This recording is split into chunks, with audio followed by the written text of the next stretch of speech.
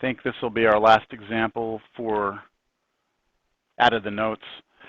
Limit x goes to 0, sine x over x. Limit x goes to infinity, sine x over x. Okay.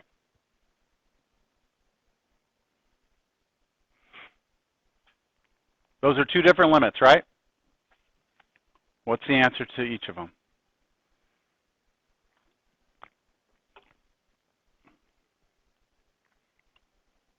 What's the form of the first limit over here? What's the form of this one? What do you get when you plug in 0?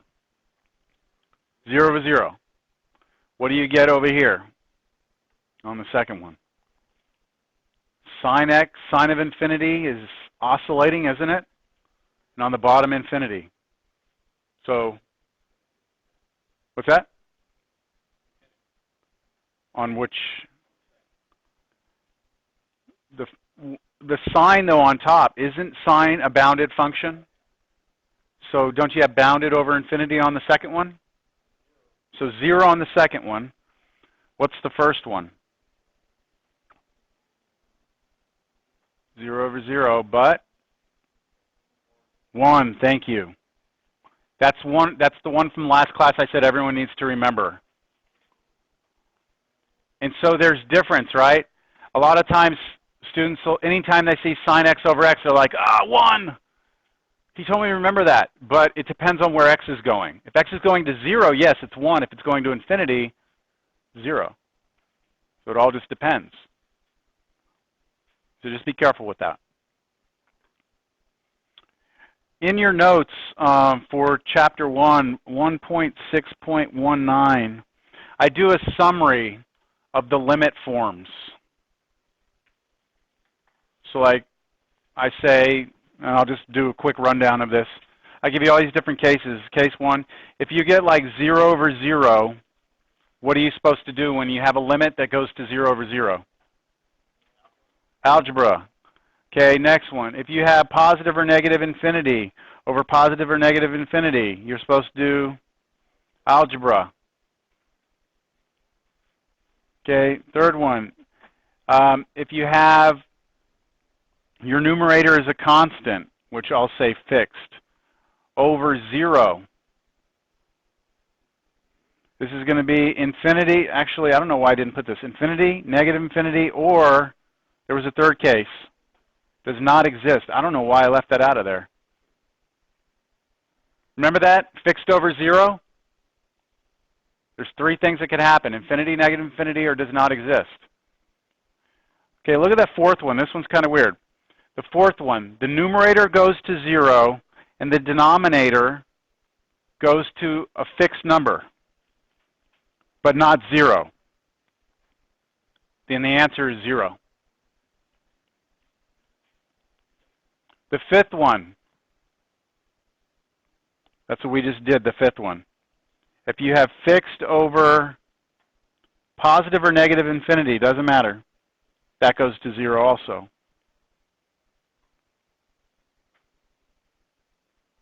The sixth one, if your numerator goes to infinity and your denominator is fixed, well, positive or negative infinity on top, this will either go to positive or negative infinity.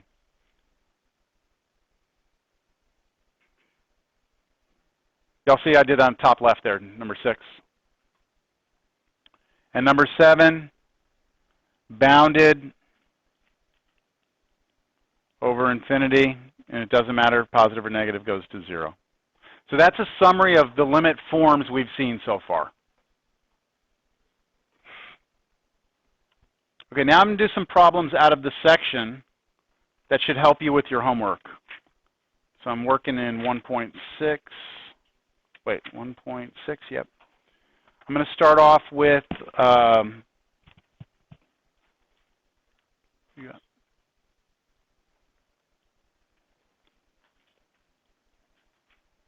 page 68. Let's take a look at number 14. Limit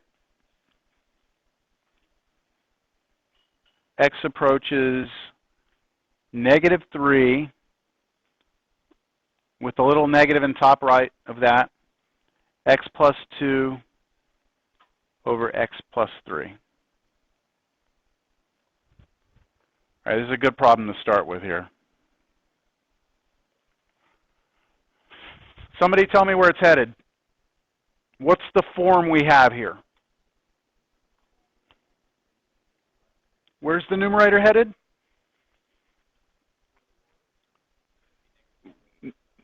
What is it? Negative what? -1, right? The numerator's headed to -1. The denominator's headed where? 0, right?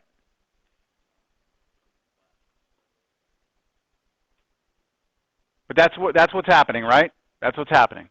So what we have here is a fixed number over 0. And what happens when we get fixed over 0? What are the possibilities? Positive or negative infinity, or DNE? So I've got to figure out which one it is. Do you remember how to do problems like this? I showed you last class.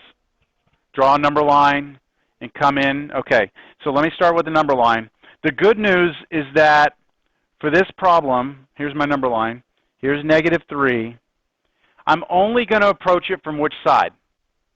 The left, because the little negative sign up here, top right, tells me I need to come in from the left. So from the left means I need to approach -3 like this. Someone give me a value that's to the left of -3 but close to it. Okay, -3.1, 0.1, 0.001. You just don't want to use -4. Okay, you want to be pretty close. And what did I say to do with that? Plug it into the limit. So what do you get on top? You plug -3.1 in. -1.1, right? Over -0.1, right?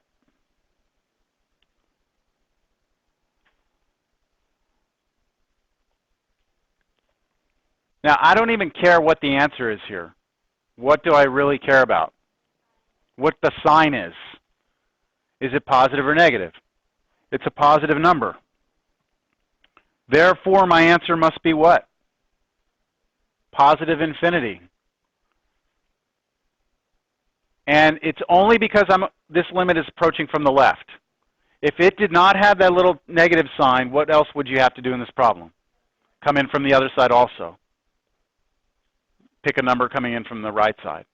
But because I'm only looking at left, I know whatever my answer is here, it's that sign and then infinity. So my answer, I'll box it here, is infinity, positive. Questions on that? Yes?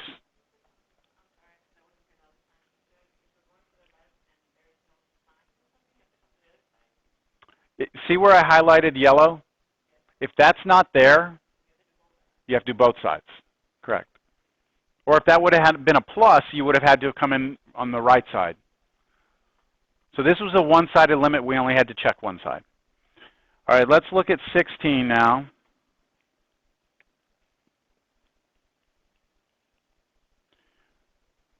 Limit x approaches pi from the right, cotangent x. Well, you may not even know what cotangent of, I'm sorry? Did I say left? I said right? That's what I mean. What's up there, I should have said from the left if I said from the right. I'm sorry.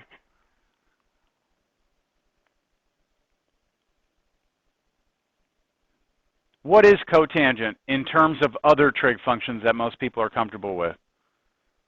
Like, it's 1 over tangent, but in terms of sine and cosine, because those are the ones most people are comfortable with.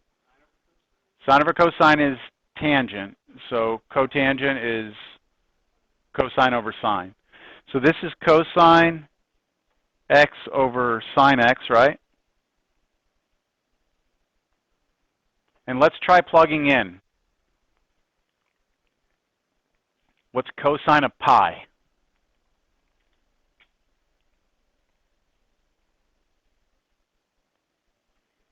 -1 over what's sine of pi? 0. So what we're getting here is a fixed over 0. So isn't this the same thing we just did? You're going to have to test. But this one's a little bit different. So let's just kind of mess with this a little bit here. I'm going to draw a number line. Anyone have a question right now of what we're doing? I know that there's 3 possible answers, right? Infinity, negative infinity, or does not exist. I'm going to draw my number line. I'm approaching pi, right? From the left side again. So I'm coming in over here. Ooh. What's a number bigger than pi? 3.15. Yeah, you could try that. Yeah, that's fine. You could also be super clever and think about your unit circle and think of the fact that pi is what, 180? That's pi. So what's a little bit bigger than pi? What's an angle that you know over here that's bigger than pi?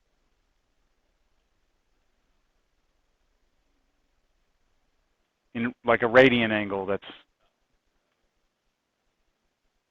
If you look at your unit circle, 210 is 7 pi over 6. Isn't it? But hey, let's not get crazy here. We're going to plug that number in, right? It's a little bit bigger than pi. What is cosine in the third quadrant?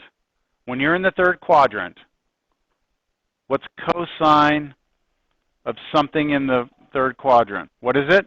It's negative, right? What's sine of something in the third quadrant? It's negative also, right? It's negative over negative. Now, if you had to get a calculator out to do this, that's fine, but I'm doing it just by understanding the unit circle. I think I said on the first day, if there's like one thing you need to know in this class, it's the unit circle, right? That's what I mean. So that tells me the answer should be what then? Positive infinity. Now on your test, okay, if you get to a question like this and you just put infinity and there's no explanation, you're not going to get credit for it. I mean, you have to have something to show me that you understand what's going on. It's not going to be like a coin flip, you know, okay, you're going to write infinity or negative infinity. Some sort of rationale behind your answer. Okay? That's what I expect to see. Yeah, I mean, yeah, I should be able to make some sort of sense. Like, I need to see that you realize it's fixed over 0.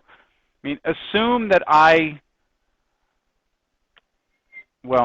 understand that I need you to demonstrate to me what you know.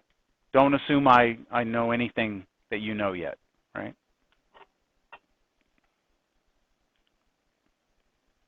All right, so our answer was infinity there. I'm going to skip, let me see, where do I want to go to now?